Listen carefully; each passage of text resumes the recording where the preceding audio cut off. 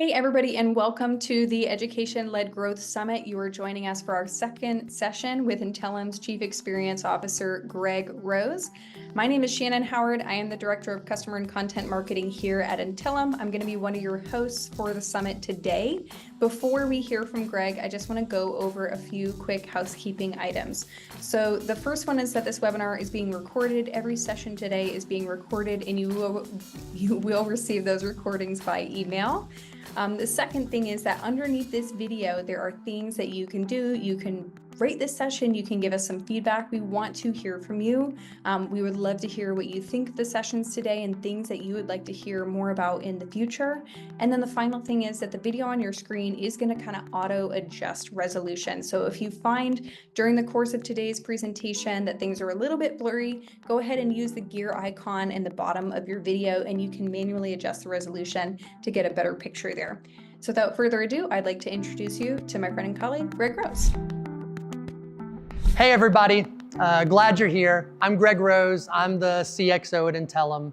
I've worked with many of you, but if we haven't had a chance to meet yet, please feel free to reach out. I'd love to learn more about you, what's going on inside your company right now, your programs, your initiatives, things that are working, things that might not be working so great, and ways in which we can help you. Well, I'll start by saying how great was Chip's presentation. It's super exciting. There's so much going on inside Intellum right now. I have touched and used these tools. I can't wait to get them in your hands and see what you're able to do with them. It's really exciting. You probably noticed Chip using that term business outcomes a little bit. We're a little obsessed with business outcomes at Intellum. In fact, it's our favorite thing to talk about. We love talking about correlating the consumption of content inside the platform to the business outcomes that you're able to achieve through education. In fact, you're going to hear us talk more about business outcomes. We're going to be talking about business outcomes all the time. Business outcomes drive the strategic conversations we have with you guys. They're driving the EBRs that you're having with the account management team now. As Chip alluded to, the idea of business outcomes is even driving decisions we make at the product level. As the CXO at Intellum, I get to talk to a lot of people. I get to talk to you guys. I get to talk to people in the industry like analysts. I get to talk to other providers. I get to talk to people who work for other companies that are not Intellum customers. And across all of these conversations right now, I'm hearing a similar theme. So people are saying the same kind of things. They're saying our teams are shrinking. They're saying that our budgets are shrinking. They're saying that their teams are moving from the function area they've been in for a while to new function areas they didn't expect, like marketing. Now, all of that creates a tremendous amount of opportunity, but it can be a little scary and a little bit concerning. And I think we all know what that is. This is all tied to current economic uncertainty. So we're seeing this all around us. We're living it. We're watching coworkers and people we network with transition in and out of jobs. There's a lot happening around us. The result of all of this economic uncertainty right now is an increasing call for education leaders to both justify the cost of their initiative and to also demonstrate, maybe even sort of prove the impact that the program that they lead is having on their business. Specifically, I'm hearing more often that our education program leaders are being asked why the company should continue to spend money on the education program or the team. I also recognize that I sound like a broken record a little bit. I talk about business outcomes a lot. I talk about business outcomes because business outcomes and business outcomes lead to business outcomes with the businessy business outcomes of business outcomes. I can totally admit it, but it's because they're incredibly important. This is an incredibly important conversation right now. when I'm in these conversations where people are saying things to me like our teams are shrinking, or our budgets are shrinking, or again, we're suddenly changing the, our reporting structure is changing. We're living in a new function area, and they feel concerned. I find myself asking the same question. What business outcomes are you driving through your education program? And the reaction I get right now is fairly consistent. There's a lot of hesitation. A lot of hesitation. I hear a lack of confidence in a response. I often don't get a clear answer. Now, this isn't because we don't know what business outcomes are. We all know what business outcomes are. These are company goals that are tied to things like an increase in revenue, retention, cost reduction. Like we live and die by business outcomes. What I find right now is that people are having a hard time talking about how their efforts are driving company goals. And I think that's kind of interesting, because it shouldn't be hard for us as education professionals to talk about the impact that our initiatives have on the business. But it sort of is right now. The crazy thing is that we know that this works. We know that customer education, partner education, employee education can drive significant impact. If we look at the recent industry survey that we did with Forrester, for example, this survey looked at a wide range of companies, not just Intellum customers, across industries, from enterprise all the way down to small business, established programs to brand new programs. And across all of those variables, there are companies who are running programs that are reporting significant impact. So we're talking about things like a 38% increase in product adoption, a 30% increase in engagement, a 26% increase in CSAT across the board, all directly tied to education. So we know it works. I think we also all know that education is a science. It's a science. And because it's a science, that infers that there is a repeatable methodology behind this. There's something that we can practice and repeat to achieve these kind of goals. And so what we've learned from many of you guys over the years is that there is a simple framework that will allow us to focus on what matters, to create and manage initiatives that are actually going to impact business objectives, and most importantly, to demonstrate to the business the hard impact you're making through education. All right, so the first step then is to define education for your organization.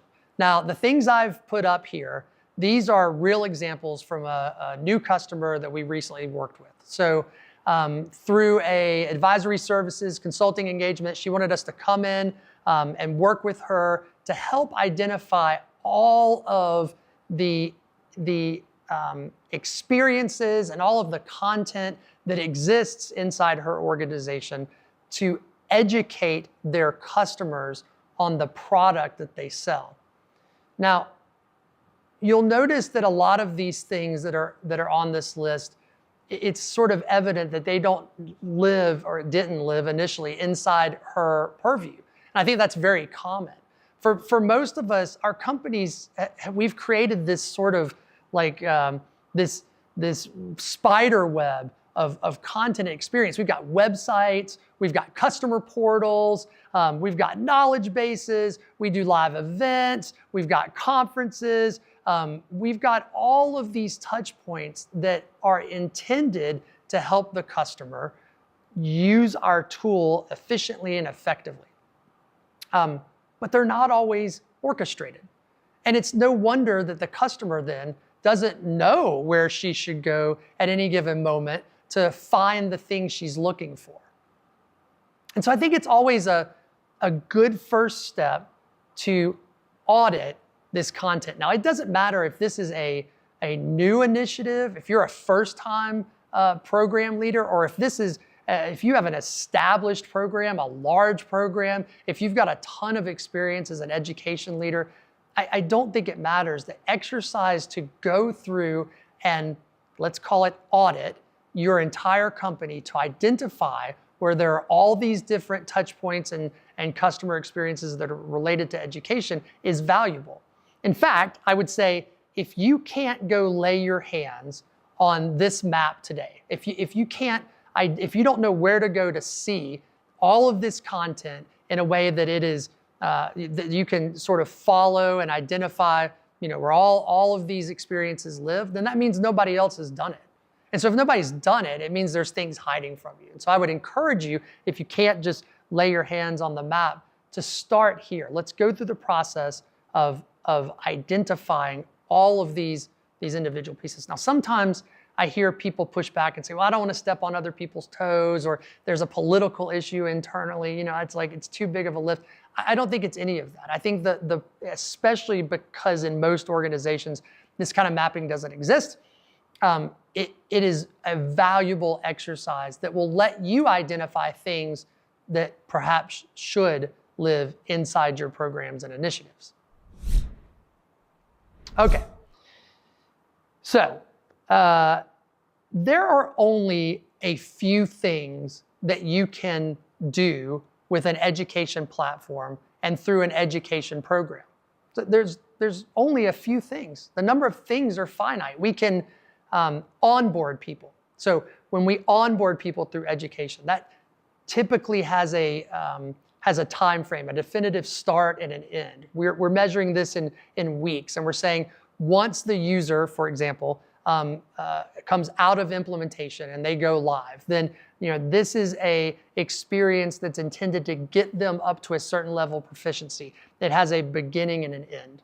Onboarding is a specific type of initiative. You can deliver skills and enablement content. That's our term. What we call, these are the just-in-time, never-ending. They don't have a definitive, beginning or end. Access is always on kind of activities or courses or resources. This is intended for someone to get to quickly when she's looking for something specific. Maybe this type of content is tied to maturity models, and so we're working somebody through a maturity model. But the point is, this is all of the content that has been created to try to teach the user about your product or your service. We can manage certifications. We can deploy certifications. Certifications can be incredibly impactful. We all know the power of certifications, and that is a purpose-built, defined type of initiative. And you can also run compliance. So we see a lot of compliance activities, certainly in our employee focused customers, and then also around partner education. So a lot of compliance work there. If we go through and audit all of the content, if we can identify all of these places where we're educating the audience, step 2 then is to align all of that content with these initiative types. So a rule of thumb to consider in step 2 is that you're looking for all of the content that is educational in nature, and maybe thinking about shedding the content that's not educational in nature, because the science of teaching someone how to do something is very different than the art of convincing somebody to do something. So the goal is to identify then the few initiative types that are going to move the needle. Then we're going to track performance of these initiative types at the highest level, because what the business wants to understand is the performance of the initiative type, not necessarily all the little initiatives that live underneath it. And we'll come back to this idea in a minute. If it doesn't fit into one of these 4 initiative types, I would argue that it isn't educational in nature, therefore should not be inside your education environment, because it's not going to help you tell the story about the impact you're making through education. Okay, as a side note, I just want to say that remember that the Intellum platform is the only education platform where these initiative types, the best practices around reporting on these initiative types, and the user journeys, the ideal user journeys tied to these initiative types are baked into the platform. And so if you want to talk more about how those things are baked in and how you can utilize them, please feel free to reach out to me. Okay, from the jump, I think we should be building our new education initiatives against business outcomes, but I also recognize that there are lots of programs with a lot of content in them that was not built this way. Now, in a minute, we'll go through an example that I think demonstrates that you can sort of rework an existing initiative to impact a business outcome when the need arises or you see the opportunity, but we'll get there in a second. Just like with the initiative types, there are only a few business outcomes that can be impacted by education. So we can create education initiatives that are geared towards retention and work with our CS team to measure that through renewals. We can create education content that is focused on growth, and we can work with our revenue team to determine whether or not customers who consumed that content are more likely to upsell or cross-sell. We can build performance focused initiatives that look at time to value as the metric. Maybe this is an initiative that is geared towards our new partner network and how long it takes a partner to reach proficiency so that they can successfully resell our products or our services. And we can also work on cost reduction. So let's go through a little story time with Greg here and focus on cost reduction as the example.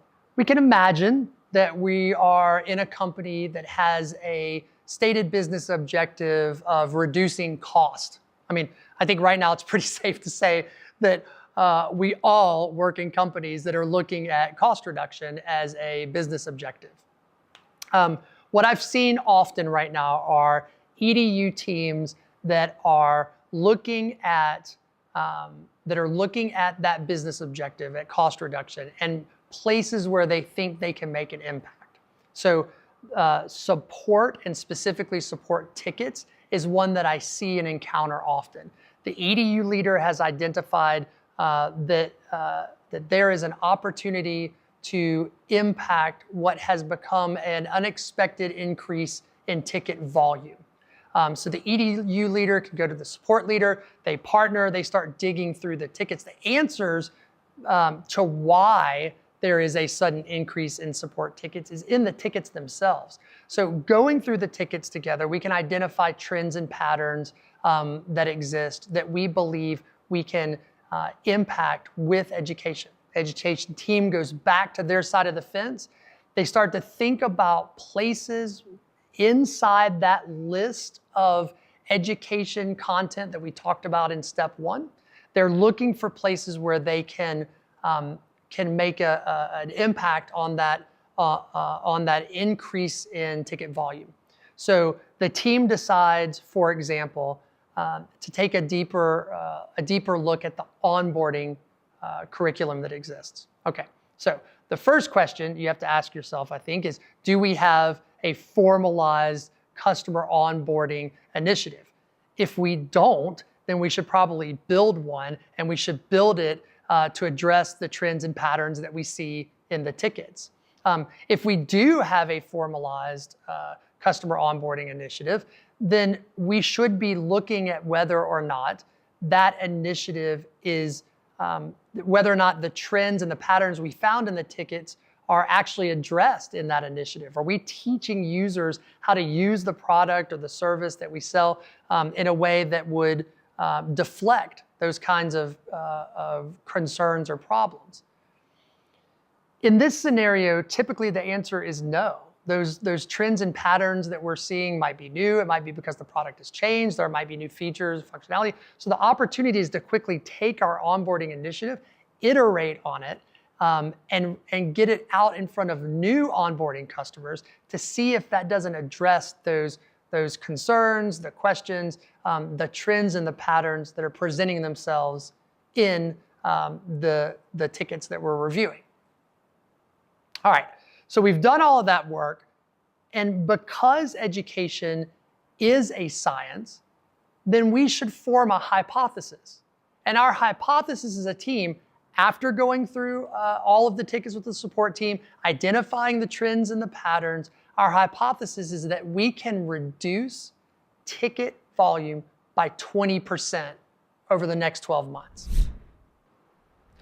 All right, the fourth step in our simplified framework is effective measurement. But before we dig into that, I want to recap for a second the steps for our simplified framework so far. So the first thing we're going to do is look holistically across the entire company, and we're going to find all of the content, the experiences that are aimed at educating our customer about the products and the services that we sell. We're going to map those so we have a single place where we can see all of them. That's going to let us organize them then into those few initiative types. That then lets us identify the initiative types that we're going to focus on because we think that those initiative types have the highest likelihood of making a business impact. We're then going to identify the business outcomes we think those high impact initiatives can make, and we're going to commit to the business outcome and the metric by which we're going to measure them. This approach that I just walked through, those first three steps, are what separates a world-class education program from a not world-class education program. It's not the size of the organization. It's not the budget the team has to work with. It's not how many instructional designers or the experience of the leadership team or the number of certifications. It is their ability to focus on a few things that make a big impact, correlate the consumption of the content inside those initiatives to hard business outcomes. Now, we all know the models for measuring educational impact and efficacy. We live and die by the Kirkpatrick model. What we're really focused on is the top of the pyramid, the results piece. But it has to go beyond just completions and vanity metrics like engagement numbers. The CEO doesn't care about our completion rate. What she cares about is whether or not we can prove our certification program or our onboarding program is driving revenue. Okay, back to the support hypothesis then. How are we going to prove it? How are we going to prove that we've made an impact on cost reduction by helping the support team reduce ticket volume? The first thing we're going to make sure we've done is identify our internal stakeholders who want to help us tell this story. Now, we've probably already worked with the support team to go through the data to identify the trends and the patterns. We may have to work with RevOps to get some of this data. We might be looking in the near future at things like upsell, cross-sell, or renewal information. This can be a challenge for a lot of education teams. Sometimes support or RevOps believes that they can't share specific customer data with education. That's okay. We actually don't need them to. So what we need are averages. Maybe in a scenario where we're getting pushback from internal stakeholders, we just take the list of customers who have completed the new onboarding content, and we ask what performance looks like after the completion date. So in other words, on average, how many tickets are these educated learners submitting after completing the content? And it turns out that they're submitting 21% less tickets than learners who have not consumed this content. Maybe we can look out far enough to know that they're 31% more likely to renew if they've taken that new customer onboarding. Boom, that's the conversation that you want to have with the CEO. Look, I know that most of us have really complex programs. We've got a lot of content. There are a lot of initiatives, but we only have to prove the impact of one initiative against one business objective to start having a meaningful conversation about the impact that all of our effort is making on our businesses. This framework we just walked through is going to help you focus on the content that matters, lay the groundwork for a plan to enable your team to iterate and improve this content, and most importantly, tell the story about the impact that your program is making on your company. I'd love to talk with you about this more. Please feel free to reach out. Enjoy the rest of the day. Let's go make it awesome. Thank you, Greg, for a great session. Next up, we're going to hear from Brent O'Brien, who's a Senior Vice President of Training and Development at Allied Universal. I am a huge Brent fan. I think what he has done in his tenure at Allied Universal is honestly pretty incredible and something for us all to learn from. Allied Universal is a global company that trains tens of thousands of people around the world. And the way that everything in their program is just very nuanced, it's very specific, it's very complex, but they have been able to grow and scale to tens of thousands of learners. And I think there's something for you to learn along the way there as well. So I hope you'll join us for Brent's session, and I will see you there.